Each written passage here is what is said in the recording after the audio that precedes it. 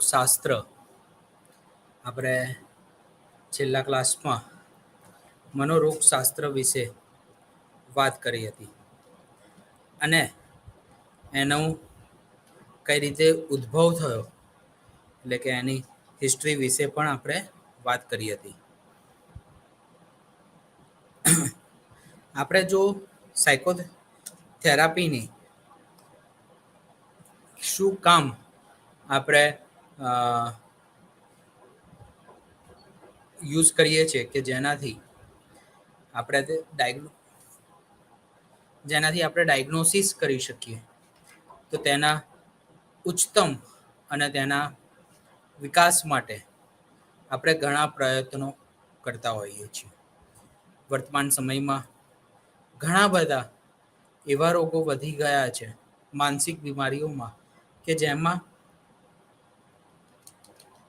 મનોરોગશાસ્ત્રનો પણ એક ઉત્તમ ફાળો રહ્યો છે.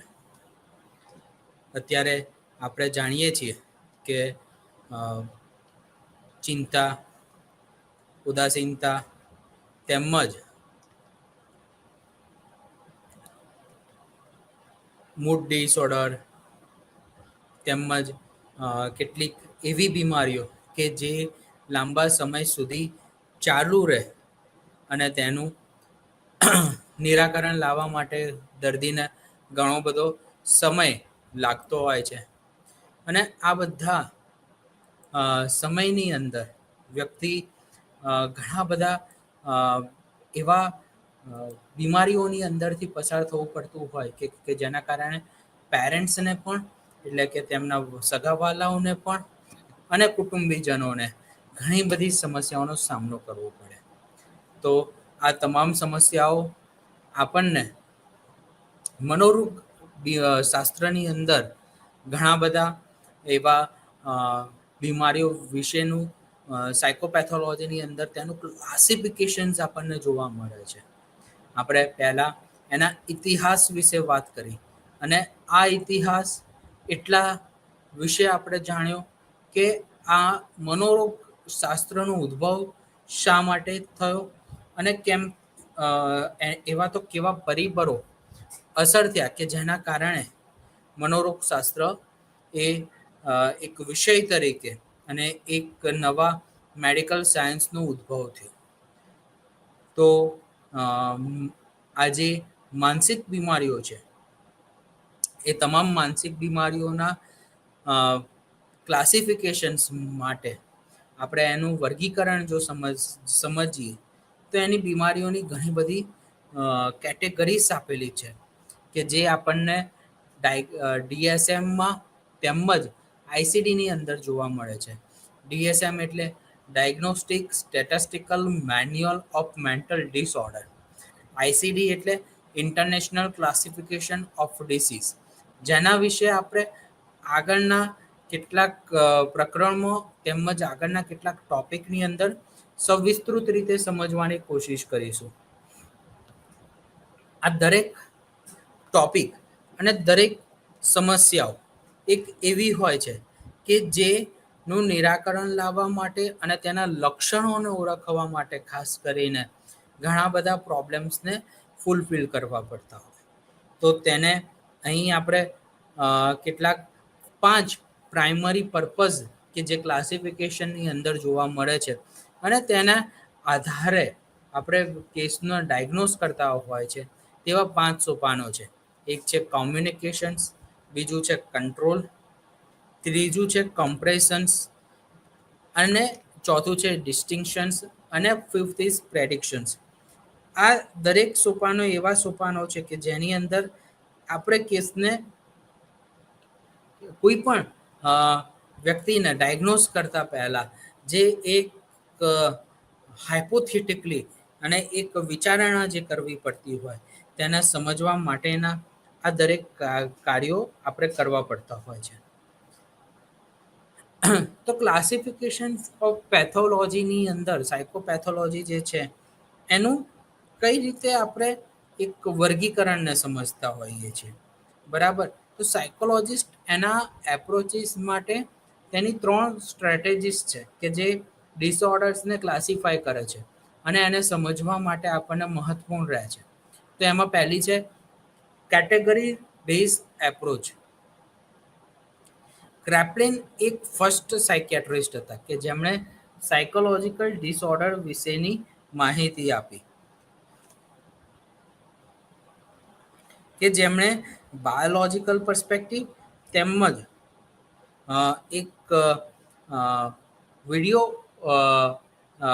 એક બાયોલોજીકલની સાથે સોશિયો ડેમોગ્રાફિક ડિટેલ્સ સાથે ફિઝિકલ ડિસઓર્ડર્સની સાથે તેમણે એક ક્લાસિફિકેશન આપ્યું કે જેનું નામ કહેવાય કે સ્કિઝોફ્રેનિયા. એક એવો વર્ડ ડિફાઇન કર્યો કે જે માનસિક બીમારી સાથે કનેક્ટેડ હોય, કે જે બધી બીમારીઓ કરતાં અલર્ટ થતી હોય. તો એને એક કેટેગરી બેઝ એપ્રોચ આપ્યો.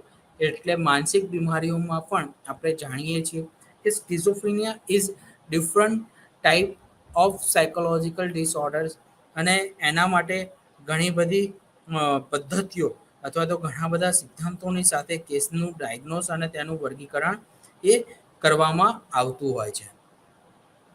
પછી છે કે ડાયમેન્શિયલ એપ્રોચ. ડાયમેન્શિયલ એપ્રોચની અંદર આપણે જો ધ્યાન આપીએ તો એક આ કોગ્નિશન્સ, એના મૂડ અને બિહેવિયર બેઝ એક એપ્રોચ છે કે જેમાં આપણે કેસને ડાયગ્નોઝ કરવા માટે અલગ અલગ સ્ટ્રેટેજીસ અને અલગ અલગ ટેકનિકને યુઝ કરતા હોઈએ છીએ, કે જેમાં આપણે સ્કેલનો યુઝ કરીએ છીએ. આપણે કેટલીક સાયકોલોજીકલ ટેસ્ટને વાપરીએ છીએ કે જેની મદદથી આપણે કોઈ સાયકોપેથોલોજીને વ્યક્તિની સમજી શકીએ અને તેનું ડાયગ્નોઝ અને તેનું નિરાકરણ આપણે કરી શકીએ. તો એવી ઘણી બધી ડાયમેન્શિયલ બેઝ એપ્રોચીસ છે કે જેની મદદથી આપણે કેસનું ડાયગ્નોઝ કરતા હોઈએ છીએ. જેમ કે આપણે બાળકોની અંદરની વાત કરીએ તો બાળકોમાં આપણે ઇન્ટેલેક્ચુઅલ ડિસેબિલિટી, ઓટિઝમ છે, પછી નવા જે ડિસઓર્ડર્સ કે જેને કહેવાય છે વર્ચ્યુઅલ ઓટિઝમ ડિસઓર્ડર, તો એની વિશે આપણે સમજી શકીએ. અને સ્માર્ટફોન એડિક્શન્સ. અત્યારે હું હરતા ફરતા કોઈને એવું ના કહી શકું કે તમને મોબાઈલનું એડિક્શન્સ છે કે પછી તમને સ્માર્ટફોનનું કે પછી સ્માર્ટ સ્ક્રીનનું એડિક્શન છે. એના માટે આપણે ઘણું બધું સંશોધન કરવું પડે, એના માટે મારે ટેસ્ટને આપવી પડે, મારે ઓબ્ઝર્વેશન્સ કરવું પડે. ટેસ્ટની અંદરનું ઓબ્ઝર્વેશન્સ એનું ક્લાસિફિકેશન્સ કર્યા પછી એના ડાયમેન્શન બેઝ આપણે એસેસમેન્ટ કરવું પડે. ત્યારબાદ આપણે નિર્ણય લઈ શકીએ કે વ્યક્તિને માનસિક બીમારી છે કે નહીં, એને સ્માર્ટફોનનું એડિક્શન છે કે નહીં. તો આ બધું જે આપણે ટેસ્ટને અનુકૂળ સાથે અથવા તો ટેસ્ટના જે પાસાઓ છે એના અનુલક્ષીને આપણે કેસનું ડાયગ્નોસિસ એ કરતા હોઈએ છીએ. તો આ દરેક પાસા આપણને ડાયમેન્શન બેઝ રહેતા અને થયેલા એ જોવા મળતા હોય છે. પછી છે પ્રોટોટાઇપિકલ એપ્રોચ. પ્રોટોટાઇપિકલ એપ્રોચ એક એવા ડિસઓર્ડરનું ક્લાસિફિકેશન છે કે જે અલ્ટરનેટિવ થતું હોય. બિહેવિયરલ ડિસઓર્ડર્સ એક અલ્ટરનેટિવ એપ્રોચની સાથે કનેક્ટેડ થતા હોય, કે જેમાં ડિફરન્ટ કેટેગરીઝ હોય અને એના 5 ઇમ્પોર્ટન્ટ સિમ્ટમ્સ જે મુખ્યત્વે રીતે જોવા મળતા હોય, જે મહત્ત્વના જે લક્ષણો હોય એના અનુલક્ષીને આપણે કેસનું ડાયગ્નોસિસ અને એનું ક્લાસિફિકેશન્સ કરતા હોઈએ છીએ. એક રીતે એક મુદ્દા તરીકે જો આપણે સમજીએ તો અત્યારે હરતા ફરતા આપણે સૌ જાણીએ છીએ કે લોકો મને ડિપ્રેશન છે અથવા તો મને ચિંતા છે, મારું મન ઉદાસ છે, એ હરતા ફરતા ક્યારેક લોકો શબ્દો વાપરતા હોય છે. કેટલાક લક્ષણો એક સરખા મેચ થતા હોય તો એનો મતલબ એ નથી કે વ્યક્તિને સેમ પ્રકારની બીમારી હોઈ શકે. હા, તેની પાછળ અલગ અલગ ઘણા બધા ખ્યાલો અથવા તો એક રિસ્પોન્સિબલ ફેક્ટર જે અસર કરતું હોય છે. પરંતુ તેને જાણવા અને સમજવા માટે આપણે અલગ અલગ પ્રવિધિઓ અથવા તો અલગ અલગ ટેકનિકોને યુઝ કરવી પડે, અને ત્યારબાદ આપણે વ્યક્તિને માનસિક બીમારી છે કે નહીં તેના વિશેનું ડાયગ્નોસિસ આપણે કરી શકીએ. ત્યારબાદ જો આપણે વાત કરીએ તો હિસ્ટ્રી, આ જે ક્લાસિફિકેશનની જે હિસ્ટ્રી છે એ કઈ રીતે ડેવલપ થઈ અને કઈ રીતે આપણે અલગ અલગ કેસનું વર્ગીકરણ એ કરવું એ શક્ય બન્યું છે. તો ક્રેપલીને સૌ પ્રથમ વખત જે સ્કિઝોફ્રેનિયાના શબ્દનો નો ઉપયોગ કર્યો તેના આધારે આપણે અલગ અલગ કેસનું વર્ગીકરણ કરતા હોય છે. પરંતુ જે ફાધર ઓફ મોડર્ન સાયકિયાટ્રી જે કહેવાય એ ફિલિપ પિનેલ છે, કે જેઓ એ આના વિશે વાત કરી. પરંતુ એના પણ પહેલાં ડિલેરિયમ, મેનિયા, પેરાનોઇયા, હિસ્ટેરિયા વિશે એક બ્રીફમાં જે માહિતી આપી હોય તો એ છે હિપોક્રેટ્સ. તો એક હિપોક્રેટ્સના મદદથી આપણે એક ગ્રીક ફિલોસોફરના મદદથી આપણે આ અલગ અલગ માનસિક બીમારીઓ વિશે સમજૂતી મેળવી.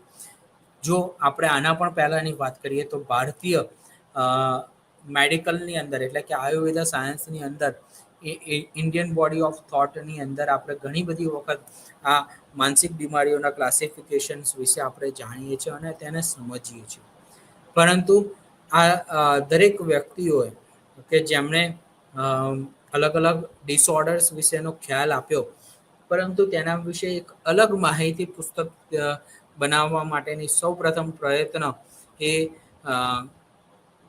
1893ની અંદર ફર્સ્ટ ઇન્ટરનેશનલ ડિસીઝનું મેન્ટલ ઇલનેસ ડિસીઝનું ક્લાસિફિકેશન જે ડેવલપ થયું. પરંતુ કેટલાક સમય પછી વર્લ્ડ હેલ્થ ઓર્ગેનાઇઝેશન્સ દ્વારા 1900ની અંદર ICD-1 પબ્લિશ થયું, કે જેની અંદર આપણે ઘણા બધા મેન્ટલ ડિસીઝ વિશેની સમજૂતી મેળવતા હોઈએ છીએ. પછી ICD-6 એ 1949ની અંદર પબ્લિશ થયું. ત્યારબાદ ICD-8 એ 1972માં પબ્લિશ થયું, કે જે કોમ્પ્રેહેન્સિવ ગ્લોસરી સાથે મેન્ટલ ડિસઓર્ડર્સનું વર્ગીકરણ સૂચ્યું, જેમાં અલગ અલગ કેટેગરી સાથે માનસિક બીમારીઓનું ડાયગ્નોસિસ થતું હતું. ત્યારબાદ ICD-9ની અંદર એક ક્લિનિકલ ડિટેલ્સ સાથે, એક ક્લિનિકલ મોડિફિકેશન્સ સાથે તેના વોલ્યુમ 1 અને 2 કે જે ICD-9 1977ની અંદર એમણે પબ્લિશ કર્યું. તો આ રીતે ઘણા બધા પ્રયત્નો પછી ઘણી બધી સમજૂતી બાદ ICD-નું વર્ગીકરણ એ સમય સૂચકતા સાથે એક શક્ય બન્યું, કે જેની અંદર આપણને વિસ્તૃત માહિતી આપણે એને મેળવી શકીએ છીએ.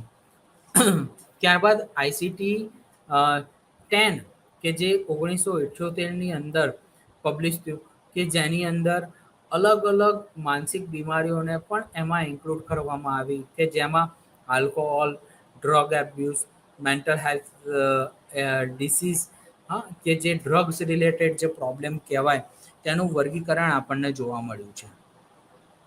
જો આપણે ICD-10ના ક્લાસિફિકેશન વિશે સમજીએ, તેના વિશે વિસ્તૃત માહિતી જો મેળવીએ, તો તેનું સૌથી પહેલાં ક્લાસિફિકેશન્સની અંદર ICD-10 એવું કહે છે કે જે ઓર્ગેનિક અને ઇન્ક્લુડિંગ અલગ અલગ ડિમેન્શિયા, ડિલેરિયમ અને ઓર્ગેનિક ડિસીઝ સાથે આપણને જોવા મળતું હોય છે. જે F00 થી લઈને F09ની જે પ્રક્રિયા જે છે એ ઓર્ગેનિક માનસિક બીમારી સાથે સંકળાયેલું છે. ત્યારબાદ F10 અને F19 વિશે જો આપણે વાત કરીએ તો મેન્ટલ બિહેવિયરલ ડિસઓર્ડર્સ, કે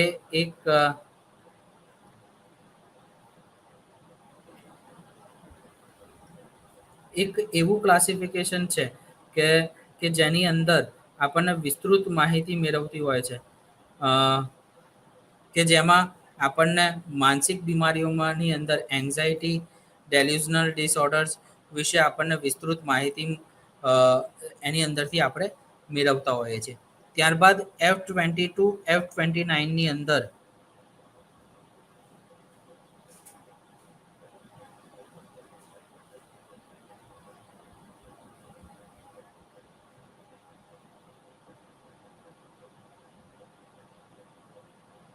અંદર આપણને સ્કિઝોફ્રેનિયા તેમજ તેના અલગ અલગ પ્રકારના બીમારી વિશે આપણને વિસ્તૃતપણે વાત કરેલી છે, કે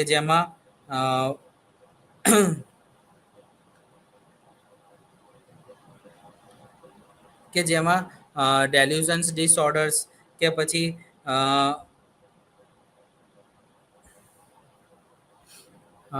અલગ અલગ માનસિક બીમારીઓનો સમાવેશ થતો હોય. પછી F32 F39ની અંદર મૂડ ડિસઓર્ડર્સ તેમજ મેનિક અને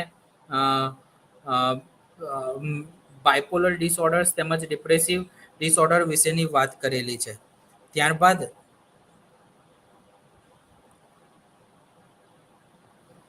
જો F40 to 48 વિશે વાત કરીએ તો પછી ન્યુરોટિક સ્ટ્રેસ રિલેટેડ સોમેટોફોર્મ ડિસઓર્ડર અને ફોબિયા ઓસીડી અને એડજસ્ટમેન્ટ ડિસોસિએટિવ ડિસઓર્ડર વિશેની વિસ્તૃત માહિતી વિશે આપણને સમજૂતી મળેલ છે. ત્યારબાદ F50 to F59માં બિહેવિયરલ સિન્ડ્રોમ અને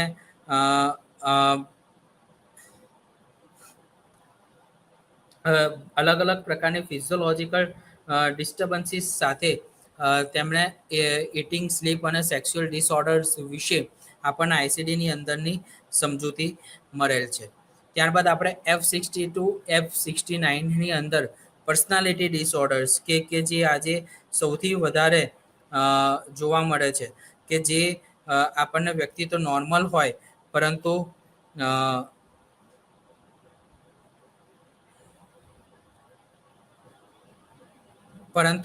તે ઘણા બધા એક સ્પેસિફિક પ્રોબ્લેમ સાથે જોવા મળતું હોય તેની સાથે આ ડિસઓર્ડર એ કનેક્ટેડ છે.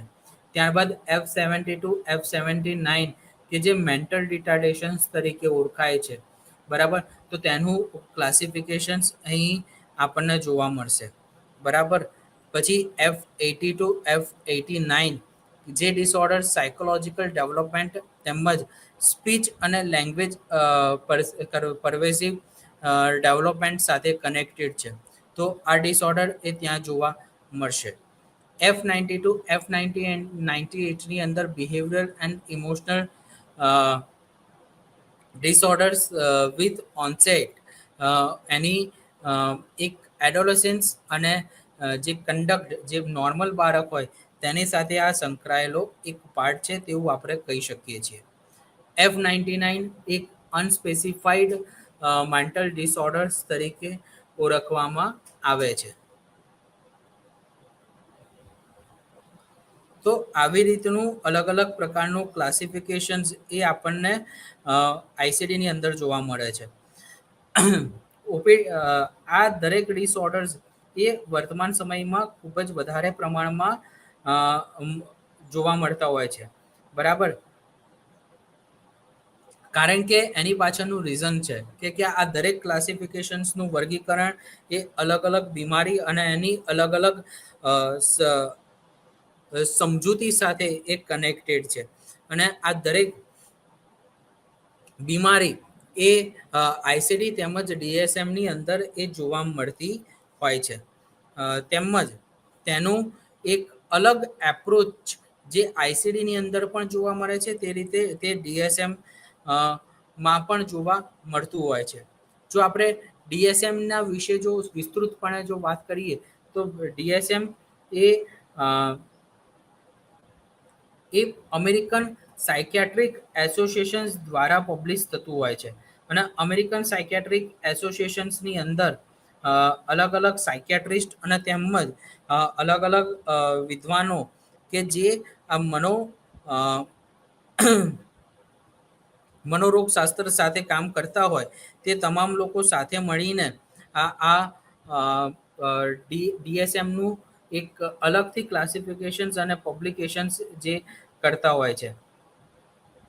આ એક હાઇજેનિક 1917ની અંદર diagnostic statistical manual of mental disorder દ્વારા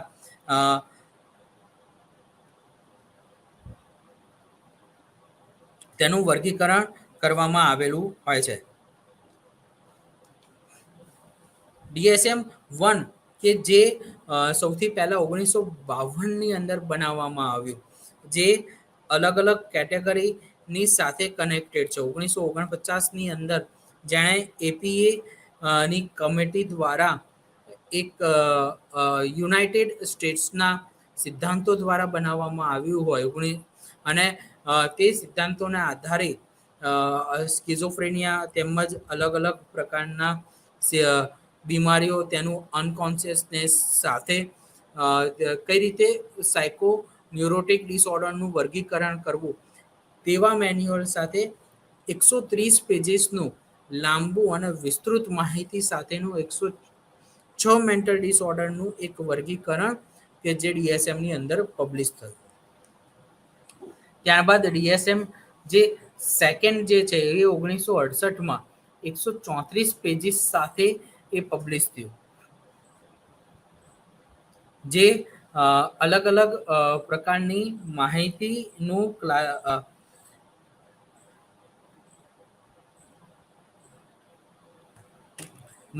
વર્ગીકરણ કરે છે.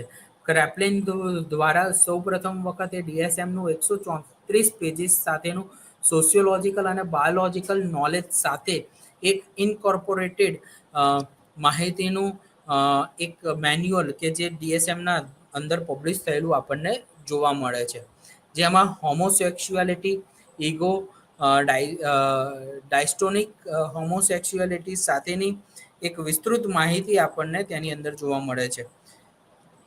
ત્યારબાદ DSM-3 જે 1980માં પબ્લિશ થયું કે જેમાં વિસ્તૃત સાયકિયાટ્રિક ઇન્ફોર્મેશન્સ આપણને ત્યાંથી મળે છે.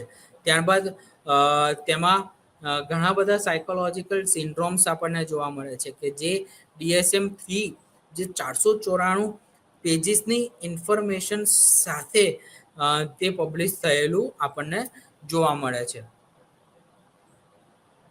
તેમાં આપણને અલગ અલગ પ્રકારના ડિસઓર્ડર જોવા મળશે કે જેમાં એસોસિએટ ફીચર્સ હોય, કલ્ચરલ અને જેન્ડર બેઝ ફીચર્સ જોવા મળતા હોય, તેમાં ફેમિલી પેટર્ન્સ જોવા મળે છે, તેમાં ડિફરન્ટ ડાયગ્નોસિસ, એક ડિસિઝન ટ્રીઝ આપણે લઈ શકીએ અને તે દરેક માનસિક બીમારી એક વાઇડ એક્સેસિવ ઇમ્પ્રેશન સાથે આપણને થયેલી જોવા મળતી હોય છે. ત્યારબાદ DSM-3R એ પબ્લિશ થયું કે જે 1987માં પબ્લિશ થયેલું આપણને જોવા મળે છે, જેમાં સેક્સ્યુઅલ ઓરિએન્ટેશન ડિસ્ટર્બન્સીસ સાથેના સેક્સ્યુઅલ ડિસઓર્ડર્સ સાથેની ઇન્ફોર્મેશન આપણને જોવા મળે કે જેમાં અલગથી 292 પેજીસ નવા એડ થયા.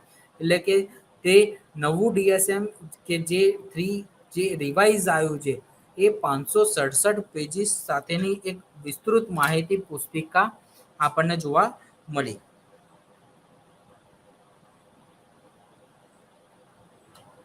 ત્યારબાદ આપણે DSM-4 વિશેની વાત કરીએ તો DSM-4 કે જે 1994માં 297 ડિસઓર્ડર્સની માહિતી પુસ્તિકા કે જેમાં 886 પેજીસ જોવા મળી કે જેમાં અલગ અલગ પ્રકારના ક્લિનિકલ સિગ્નિફિકન્સના ક્રાઇટેરિયા અંદર આપણને જોવા મળે છે કે જે સોશિયલ, ઓક્યુપેશનલ તેમજ એક ઇમ્પોર્ટન્ટ એરિયાના ફંક્શનિંગ સાથે આપણને DSMનું વર્ગીકરણ એ જોવા મળતું હોય છે. DSM-4 1994માં પબ્લિશ થયું, જે આપણને ઘણી બધી માહિતી આપી. ત્યારબાદ DSM-4 ટેક્સ રિવિઝન જે 2000ની અંદર પબ્લિશ થયું કે જેમાં એક ટેક્સ સેક્શન્સની વિસ્તૃત માહિતી આપણને જોવા મળે છે, જેમાં માનસિક બીમારીઓનું લિસ્ટ 300થી વધારે ડિસઓર્ડરનું થયેલું. ત્યારબાદ અત્યારે DSM-5 ટેક્સ રિવિઝન ચાલે છે કે જે 2022માં પબ્લિશ થયું, જેમાં 320થી વધુ ડિસઓર્ડર્સ જેમાં ઇન્ક્લુડિંગ છે કે જે આપણને અલગ અલગ માહિતી અને તેમજ અલગ અલગ ક્લાસિફિકેશન્સની વિસ્તૃત માહિતી આપતી હોય છે. આપણે જે આપણા બુકલેટની અંદર જે માહિતી આપી છે, આપણા કોર્સની અંદર MFACના કોર્સની અંદર જે માહિતી આપી છે તે આપણે એવું કહી શકીએ કે જે કનેક્ટેડ છે DSM-4 ટેક્સ રિવિઝન સાથે. એટલે આપણે DSM-4 ટેક્સ રિવિઝન સાથેના અલગ અલગ માનસિક બીમારીઓના રોગના વર્ગીકરણ વિશેની માહિતી મેળવીશું. પરંતુ હાલમાં વર્તમાન સમયમાં DSM-5 ટેક્સ રિવિઝન આવી ચૂક્યું છે, એટલે કે 2000ના માનસિક બીમારીઓના લક્ષણો અને 2024ની અંદર જોવા મળતા માનસિક બીમારીના લક્ષણોમાં કેટલોક ડિફરન્સ આપણને એ જોવા મળતો હોય છે. જો આપણે DSM-4 ટેક્સ રિવિઝન્સને આપણા ક્રાઇટેરિયા સાથેની વિશેની માહિતી વિશે જો વાત કરીએ તો એમાં અલગ અલગ એક્સિસ આપેલી છે અને આ દરેક એક્સિસ એ 5 ફેક્ટર સાથે કનેક્ટેડ છે. આ 5 એક્સિસની અંદર broad range information about the individual functioning કે જેમાં આપણે ખાલી ડાયગ્નોસિસ કરી શકીએ અને તેની મદદથી આપણે અલગ અલગ કેસનું વર્ગીકરણ કરી શકીએ તેની માહિતી આપણને અહીં જોવા મળશે.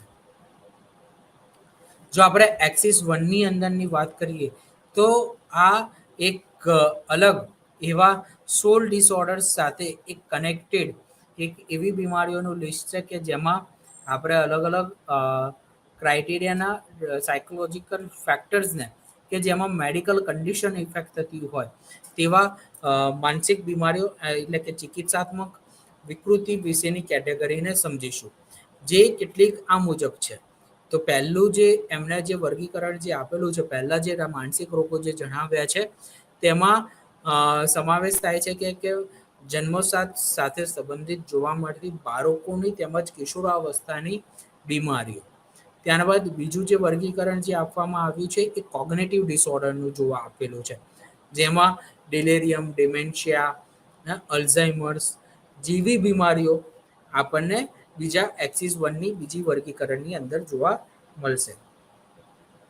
ત્રીજું જે માનસિક બીમારીઓનું જે વર્ગીકરણ જે કરવામાં આવ્યું છે કે જે જનરલ મેડિકલ કન્ડિશન્સ છે કે જેનું કોઈ પરફેક્ટ એક ચિકિત્સાત્મક વર્ગીકરણ જોવા ન મળ્યું હોય.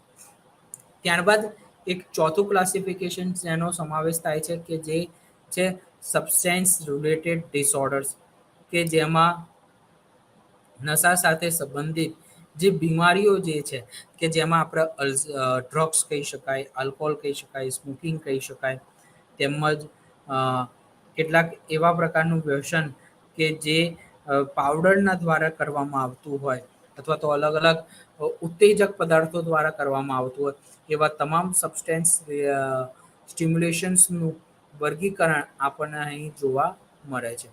ત્યારબાદ પાંચમું જે વર્ગીકરણ કરવામાં આવ્યું જે સ્કિઝોફ્રેનિયા અને બીજી જે સાયકોટિક ડિસઓર્ડર્સની જે બીમારીઓ જે છે તેની સાથે આપણને જોવા મળે છે.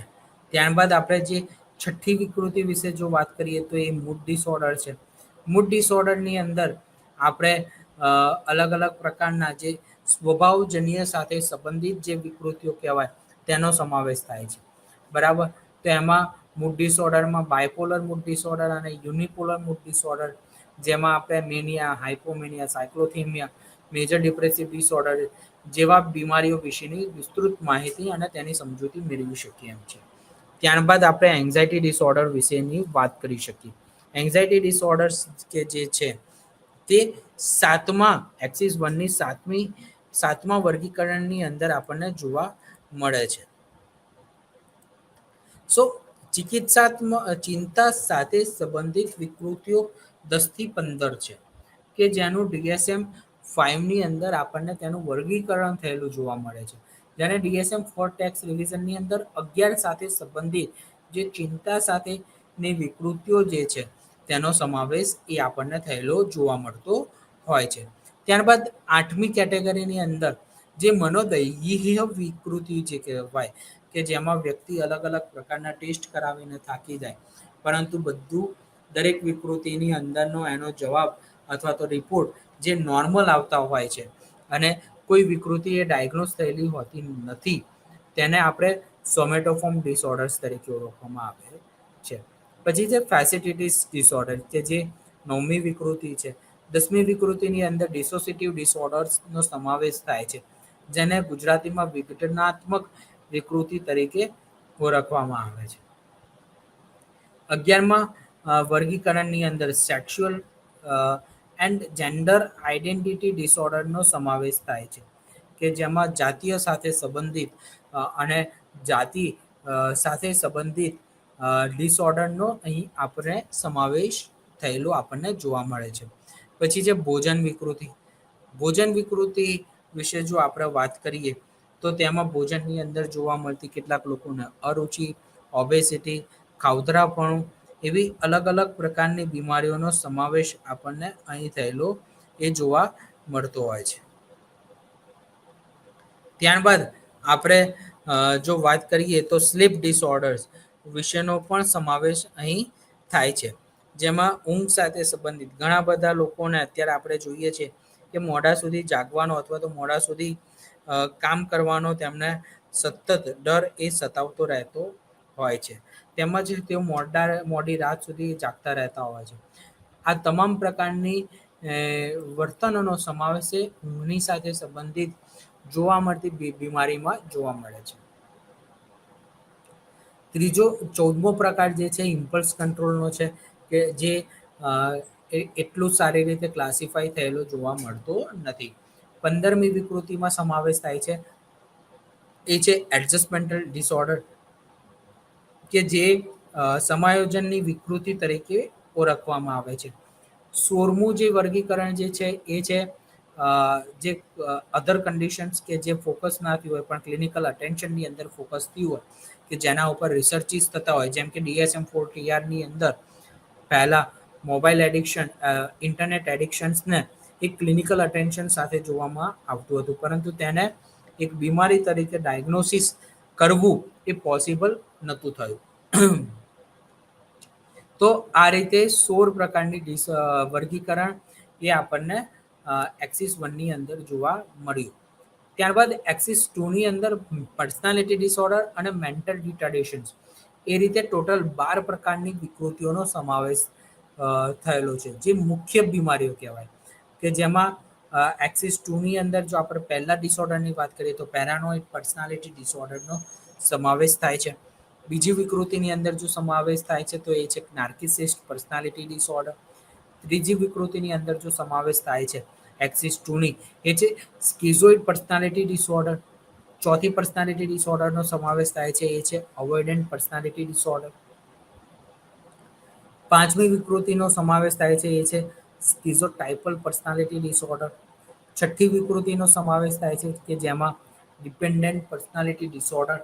7મી વિકૃતિ જે છે એ છે એન્ટી સોશિયલ પર્સનાલિટી ડિસઓર્ડર, કે જેમાં વ્યક્તિ અલગ અલગ પ્રકારનું ક્રાઇમ કરતો હોય, અલગ અલગ પ્રકારના બિહેવિયર કે જે સમાજ વિરોધી છે, એવા તમામ પ્રકારના બિહેવિયરનો સમાવેશ અહીં જોવા મળતો હોય છે.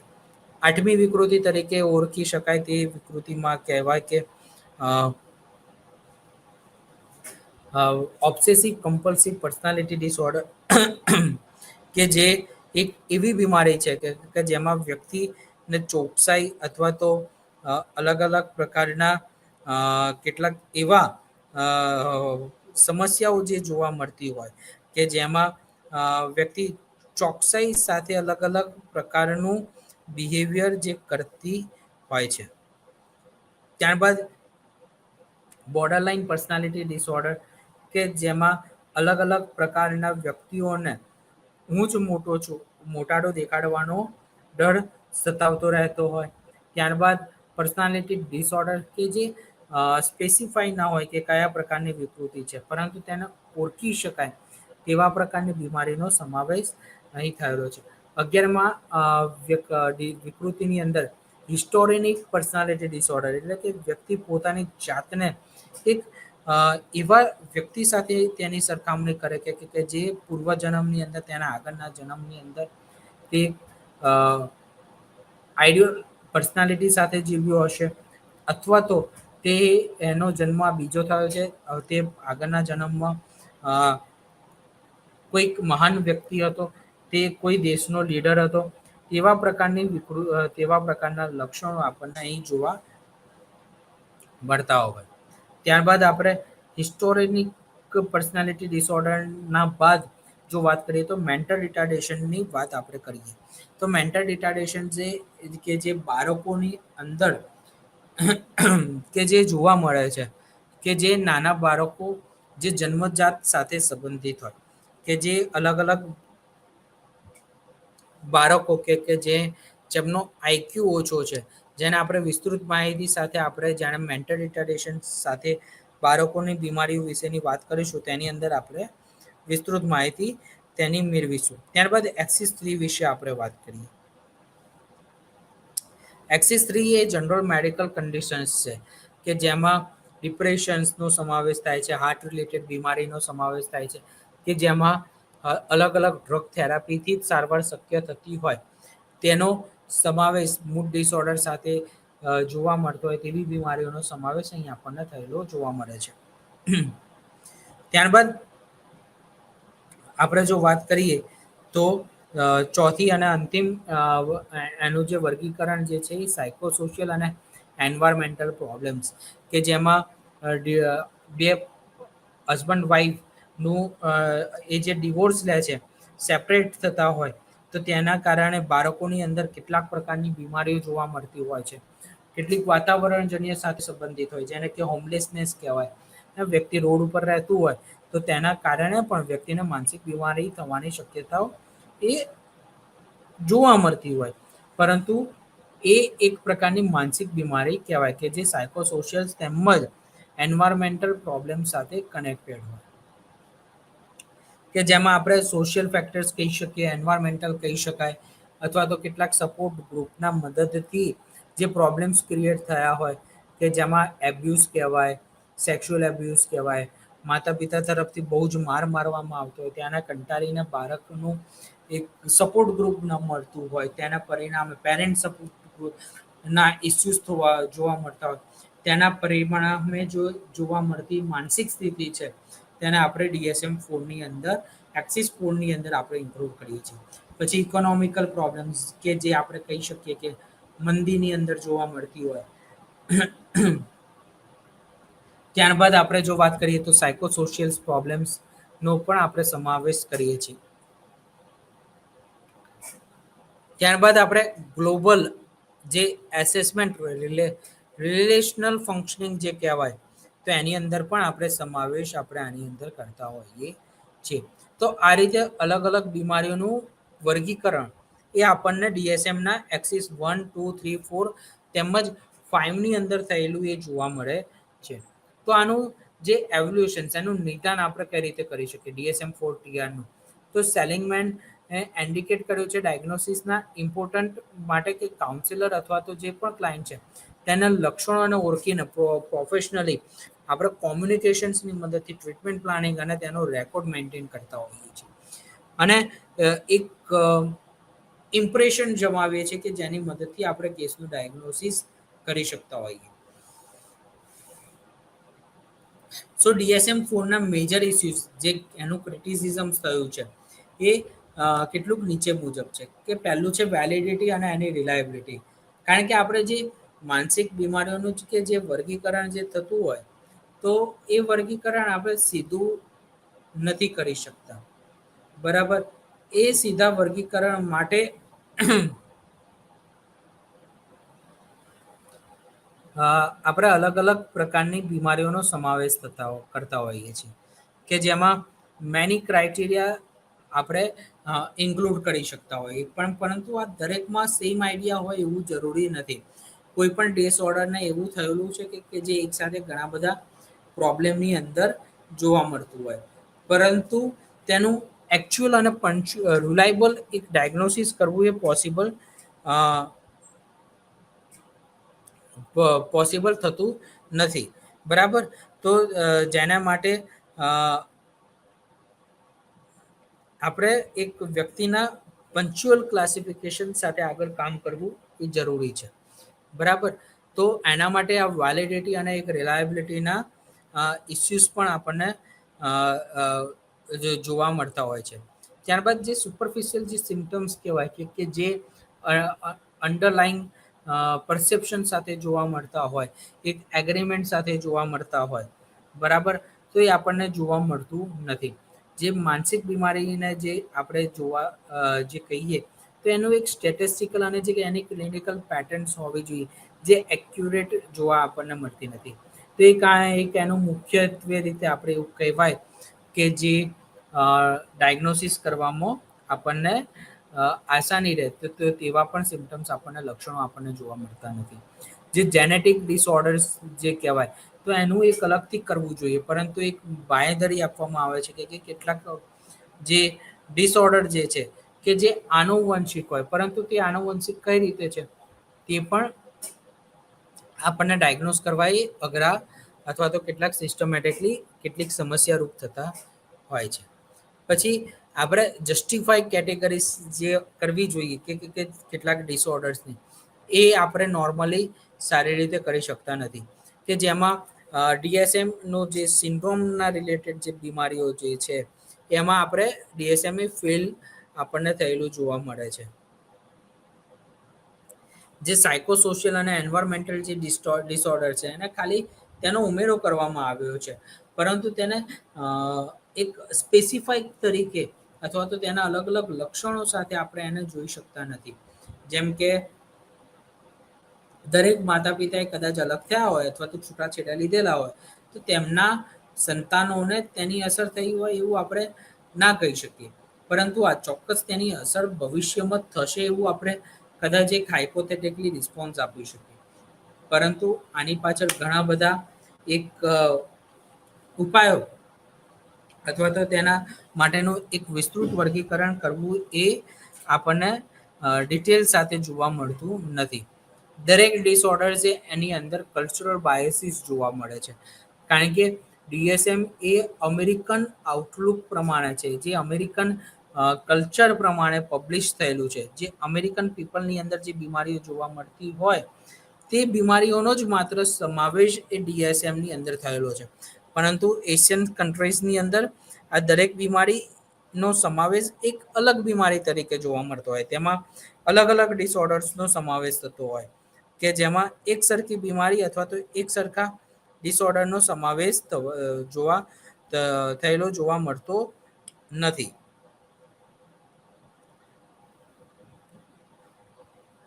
પછી જો આપણે વાત કરીએ તો યુરોપિયન કન્ટ્રીઝ, એન્ટ્લેટિક કન્ટ્રીઝ, તો દરેકની અંદર આપણને કેસનું ડાયગ્નોસિસ કરતી વખતે આપણને કેટલાક ચિકિત્સાત્મક નિદાનમાં આપણને સાંસ્કૃતિક પરિબળો આપણને સામે અને તેમજ તે જોવા મળતા હોય છે. ત્યારબાદ આપણે જો વાત કરીએ તો ઇન્ફ્લુએન્સ ઓફ ડ્રગ કંપનીઝ, ઘણી બધી આપણે જો ડ્રગ કંપનીની વાત કરીએ તો જે વ્યક્તિને નિદાન કરવા માટે ઇન્ફ્લુઅન્સ કરતી હોય છે. જો આપણે તેના તબક્કા વિશે જો સમજીએ તો તંબાકુ એક ડ્રગ એડિક્શન કહેવાય, પરંતુ તેનું પ્રમોશન્સ અથવા તો તેનું માર્કેટિંગ એ ઘણી બધી કંપનીઝ પોતાના બ્રોશર્સ દ્વારા અથવા તો એડવર્ટાઇઝ દ્વારા કરતી હોય છે. પરંતુ તે એક ઇન્ફ્લુએન્સિંગ કેમ્પેન છે, કે જેની અંદરથી વ્યક્તિનું ડાયગ્નોસિસ એ થતું આપણને જોવા મળતું હોય છે.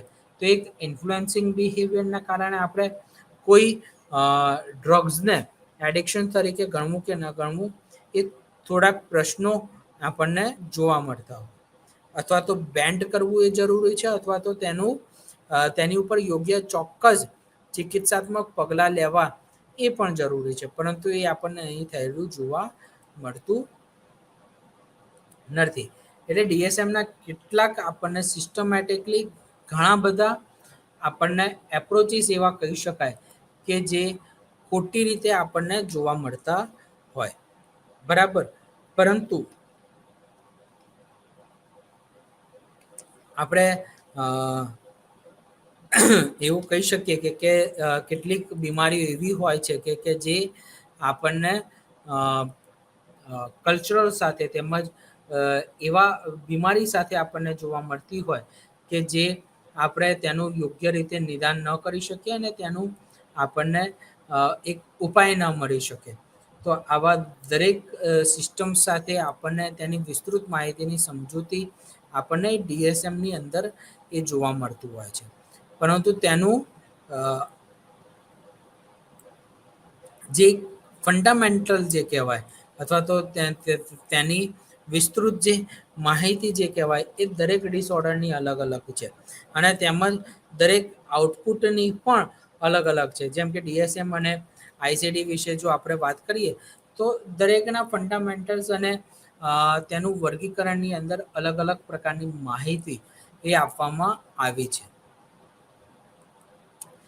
પરંતુ હજુ પણ આપણે એક DSM-4 ને હજુ આપણે તેના ડાયગ્નોસિસના ફીચર્સ વિશે સમજીને આગળ વધીએ છીએ.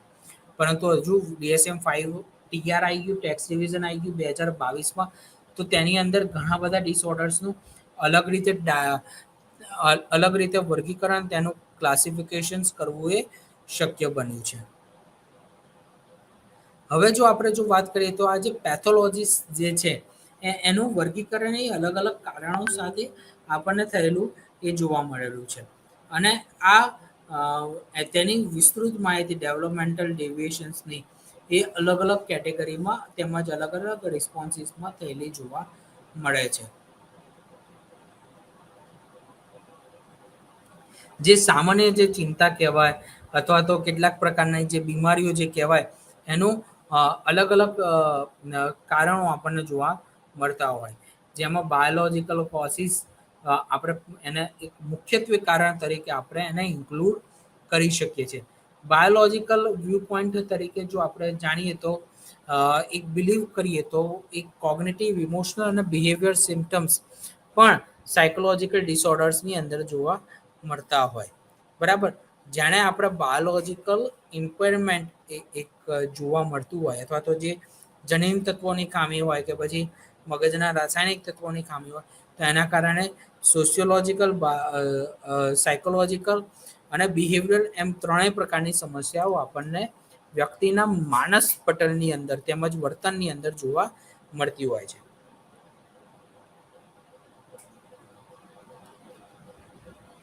તો બાયોલોજિકલ ફેક્ટર્સની અંદર જો આપણે પહેલા એક તબક્કા વિશે જો વાત કરીએ તો એ જેનેટિક્સ છે, જનીન તત્વો એટલે કે આપણે સરળ શબ્દોમાં કહીએ તો આપણને આપણા માતા પિતા તરફથી જે મળેલું છે એને આપણે જેનેટિક કહી શકીએ. અને આપણા માતા પિતાને એમના માતા પિતા તરફથી જે મળેલું છે એ એક એમનું જેનેટિક કહી શકાય. જે વસ્તુ આપણને વારસામાં મળે છે, જેમ કે આપણે કેવા દેખાઈએ છીએ, આપણો ફેસના શેપ, અથવા તો આપણે ખબર છે કે આપણે નાના હોઈએ અથવા તો કોઈ બાળકનો જન્મ થયો હોય તો ત્યાંના ઘણા બધા આપણા સગા સંબંધ એવું કહેતા હોય છે કે આ તો એના દેખાવમાં એના પપ્પા જેવી છે અથવા તો એના મમ્મી જેવી છે, આ તો એના દાદા પર ગઈ છે. તો આ જે પ્રકારના જે દેખાવો જે છે તેને આપણે માનસિક બીમારીના જો વર્ગીકરણની અંદર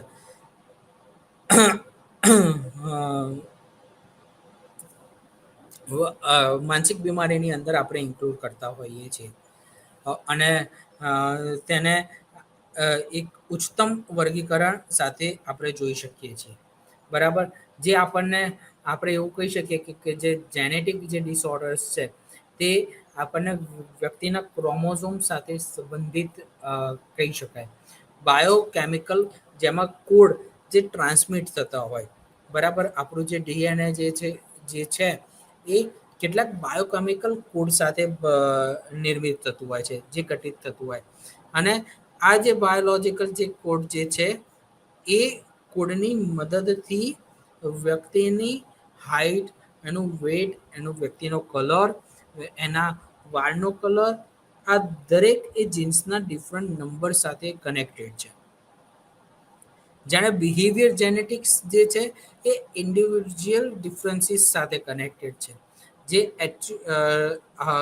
જેમાં વ્યક્તિના અલગ અલગ જેનોટાઈપ જે કનેક્ટેડ હોય છે કે જેમાં વ્યક્તિના ફિઝિકલ ફીચર્સ અને તેની બાંહેધરી અથવા તો તેનું એક ફ્લેક્સિબલ એક પેટર્ન આપણને ડિસઓર્ડર્સની અંદર એક નિર્મિત થયેલું એ જોવા મળતું હોય છે. જો આપણે વ્યક્તિના એના આઈક્યુ સાથે સંબંધિત કરીએ તો કેટલાક 60% ની અંદર એવું જોવા મળ્યું છે કે જેમાં ફેનોટાઇપ ચેન્જીસ જો થયેલા હોય તો એવા વ્યક્તિઓને જન્મ સાથે સંબંધિત બીમારીઓ થવાની શક્યતાઓ આપણને મુખ્યત્વે રીતે જોવા મળતી હોય છે. અને આ બીમારી લાંબા સમય સુધી જોવા મળે. અને જાણે આ બીમારી મુખ્યત્વે રીતે એવી હોય કે જે વ્યક્તિના ઘણા બધા એવા સોપાનો કે જે આપણને લાંબા સમય સુધી અલગ અલગ ફેક્ટર્સની અંદર અસર થતા હોય કે જેમાં મનોવૈજ્ઞાનિક સારવાર આપવી એ વધારે ઉપયોગી અને તેમજ એક પરફેક્ટ ડાયમેન્શન સાથે કરવી એ જરૂરી બનતી હોય છે. ત્યારબાદ જો વાત કરીએ તો કેટલીક એન્ટી સોશિયલ પર્સનાલિટી ડિસઓર્ડર હોય કે જે એક એન્વાયરમેન્ટલ ફેક્ટર્સ કે જે વ્યક્તિના વારસામાં મળતી હોય છે. બરાબર, જે એન્ટી સોશિયલ પર્સનાલિટી ડિસઓર્ડર હોય તો એની અંદર એવું જોતા હોય કે જેવું માતા પિતા જેવું કરશે તો તેવું જ તેના રિલેટિવ અથવા તો તેના સંતાનોની અંદર જોવા મળતું હોય. એટલે આપણા ઘરની અંદર એવું કહેવાય કે જાણે માતા શિક્ષિત હોય તો તે 100 શિક્ષકો બરાબર છે. બરાબર, તો આ કહેવત એના જ કારણે આપણે એવું કહી શકીએ કે આપણને જોવા મળતી હોય છે. ત્યારબાદ આપણે એવું કહી શકીએ કે જે એક સેકન્ડ ફેક્ટર જે ઇફેક્ટ થતું હોય એ છે આપણા જેનેટિક ડિસઓર્ડર્સ કે જે ફેનોટાઈપ અને જીનોટાઈપ સાથે કનેક્ટેડ હોય છે. આપણને બધાને ખબર છે કે 23 કે પુરુષના 23 અને સ્ત્રીના 23 એમ કરીને 46 રંગસૂત્રો કે જે મળીને એમાંથી કોઈ એક એવું રંગસૂત્ર હોય કે જે માત્ર ને માત્ર બાળક થવા માટે જવાબદાર હોય, પરંતુ આમાંથી બીજા પ્રકારનું કોઈ રંગસૂત્ર એવું હોય કે જે અસર થયું હોય અને જે બાળકના ડેવલપમેન્ટ પર અસર થતી હોય કે જેના પરિણામે એ બીમારી એક લાંબા સમય સુધી અસર થયેલી જોવા મળતી હોય અને તેના પરિણામે દરેક માનસિક બીમારીઓનું એક અલગ પ્રકારનું વિઘટન અથવા તો અલગ પ્રકારની વિકૃતિના લક્ષણો આપણને જોવા મળતા હોય. જેમ કે આપણે 23 નંબરનું રંગસૂત્ર એવું કહી શકાય કે જે ડાઉન સિન્ડ્રોમ થવા માટે જવાબદાર છે.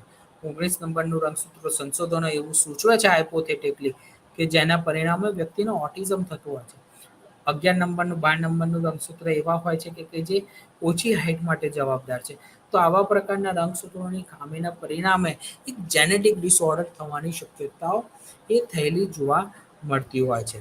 ત્યારબાદ આપણે જો બાયોલોજીકલ કોઝિસની અંદર સમજીએ તો તે છે રંગસૂત્રોની સાથે સાથે મગજની અંદર આવેલા જે રાસાયણિક તત્વો છે એની અંદર જે ખામી થયેલી જોવા મળે તો એને પણ અહીં આપણે ઇન્ક્લુડ કરતા હોઈએ છીએ. તો એવા ઘણા પ્રકારની બીમારીઓ એવી છે કે જે આપણને અલગ અલગ ફેક્ટર સાથે કનેક્ટેડ હોય. જેમ કે આપણે એવું કહી શકીએ કે જાણે આપણા મગજમાં આવેલા જે રાસાયણિક તત્વો કે જેમાં આપણે કોઈ પ્રકારની ડોપામાઇન, સિરોટોનિન એવી રીતે અલગ અલગ પ્રકારના આપણા ડિસઓર્ડર્સની અંદર એવું વર્ગીકરણ જોવા મળે છે કે જ્યારે કોઈ પ્રકારનું કેમિકલ એ ઓછું થાય અથવા તો તે ઓછું થવાના પરિણામે કોઈ પ્રકારની બીમારી જો થતી હોય તો તેના પરિણામે એ કોઈ માનસિક બીમારી એ થયેલી એ જોવા મળશે. તો એ કેમિકલ ઇસ્યુઝના પરિણામે જોવા મળતી હોય છે. જેમ કે મુન્નાભાઈ MBBSની અંદર આપણને બધાને ખબર છે કે મુન્નાભાઈ MBBSની અંદર સંજય દત્ત એવું કહેતો હોય છે કે એ તો કેમિકલ લોચા કેમિકલ લોચા જાણે વ્યક્તિના મગજની અંદર જાણે થતા હોય તો તેના પરિણામે પણ માનસિક બીમારીઓ એ વ્યક્તિના વર્તનની અંદર જોવા મળતી હોય છે. જેમ કે એવું કહેવાય છે કે સિરોટોનિન જાણે વધી જતું હોય તો વ્યક્તિ એ ખૂબ જ ખુશ અને ખુશનુમા એ રહેતો હોય છે. ક્યારેક વ્યક્તિનું જાણે ડોપામાઇનનું લેવલ એ ઓછું થઈ જાય તો એવું કહેવાય છે કે વ્યક્તિના ઉદાસીનતાના લક્ષણો એ લાગુ પડતા હોય છે અથવા તો એ તેની અંદર જોવા મળતા હોય છે. બરાબર, તો આવા પ્રકારની જે બીમારી જે છે એ દરેક પ્રકારની એ કેમિકલ સાથે સંબંધિત બીમારી તરીકે એ આપણને ઓળખવામાં આવતી હોય છે. હવે આપણે આગળ અલગ વિશિષ્ટ પ્રકારની માહિતી વિશેની સમજૂતી મેળવીશું અને તેમાં આપણે ન્યુરો એન્ડોક્રાઇન સિસ્ટમ વિશે, કોઝિસ ફેક્ટર વિશેની માહિતી મેળવીશું.